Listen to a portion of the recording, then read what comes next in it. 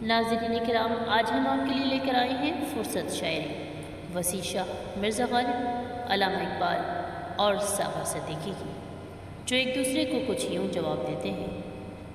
वसी शाह कहते हैं, उसे हम याद आते हैं फ़क़्त फ़ुर्सत के लम्हों में, मगर ये बात भी सच है उसे फ़ुर्सत नहीं मिलती।